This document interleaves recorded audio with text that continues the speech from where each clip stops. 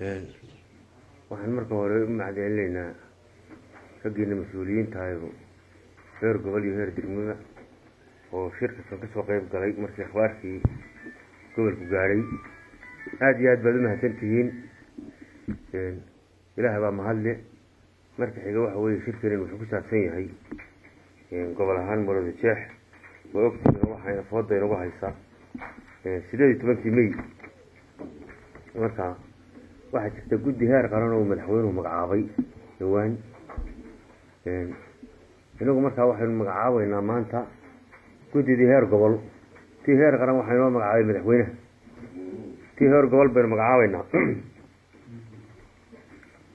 waa xogayaha gobolka Maroodijeex, isuduwaha caafimaadka ee gobolka, labada guddoomiye waxbarasho ee gobolka haddii bedelkeeda leeyahay, ururka haweenka qaranka now, xogayaha xildhibaan ka mid ah golaha deegaanka ee degmada Hargeysa, ururada bulshada oo iyana xubin ay ku jirto, guddidiina iyo anoo guddoomiyihii waxaanu magacawnay 18 May oo fooda inagu haysa.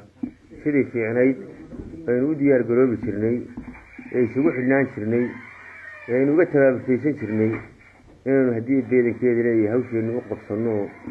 qof walba mas-uuliyad buu qaranka u hayaa in mas-uuliyaddiisu guto. ilaahay waxaan ka baryayaa in ilahay nagu asturo, waayo innaga shacabkeenna dad ah nabadgelyada jecel oo horumarka jecel oo gooniisutaaggii iyo haddii beedankeeda leeyahay xafladaha diyaargarowgooda inta badan iyagaa inagala qayb qaata. ilaahay waxaan ka baryaynaa in nabadgelyo ilahay inagu gaadhsiiyo. waxaan kaloo guddoomiyaasha degmooyinka oo gobolka oo hadda halka fadhiya iyagana aan ku wargelinaynaa. idinkuna waxaa laydinka rabaa inaad degmooyinkii u magacowdaan guddiyadii degmada tii heer qabanqaabada ee heer degmo ee 18 May. idinkana waajibka idin saarani waa kaa oo guddoomiye waliba degmadiisi maanta uu baxo oo tago oo ka howlgalo sidii guddidii u magacaabi lahaa iyo xubnihii u magacaabi lahaa oo looga diyaar garoobi lahaa. waxaynu samayn doonaa haddii alla idmo command isku xidhan oo isgaadhsiineed mar walba meesha xaaladdu marayso si hawsheenu u hirgasho. aada iyo aad baad u mahadsantihiin. mar labaad waxaan idinka mahad celinayaa sida fiicanoo waktiga aad u ilaaliseen oo shirka aad usoo ajiibteen, iyadoo howlo badan oo qaran nin waliba uu hayo mas-uuliyad badan nin waliba saaran tahay. waxaan kaloo u mahadnaqayaa ilaahay raxmaadkii qaybihiisii u horreeyey ina siiyey. waxaan leenahay ilaahu noo siyaadi, adaa qaadir oo qafuur raxiime. marka xigta dadka waxaan ku wargelinaynaa mar haddii roobku bilaabmay, innagoo in badanoo horena ka hadalnay dhulka dooxyada ah ee had iyo jeer ama gaadiidka wax ku yaala roobka ama dadka iyo dunyadaba, in mar haddii roobka cusboonaaday laga fogaado. taana inaynu isku wacyigelin oo isgaadhsiino.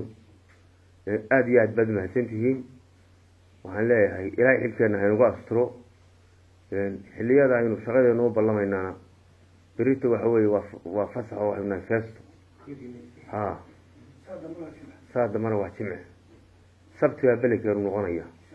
telefoonadiina waa kala haysanaa si aynu shirarkeennu hordhac ahaa iyo tallaabooyinkii u horreeyey aynu qaadi lahayn. aada iyo aad baad u mahadsantihiin. waxaan iyana u mahad celinayaa saxaafadda oo had iyo jeer mar walba waxa horumarka iyo qarannimada heegan u ah. idinkuna waa mahadsantihiin. ta qaranka iyo tan kaloo bareefadkaaba mahadsantihiin.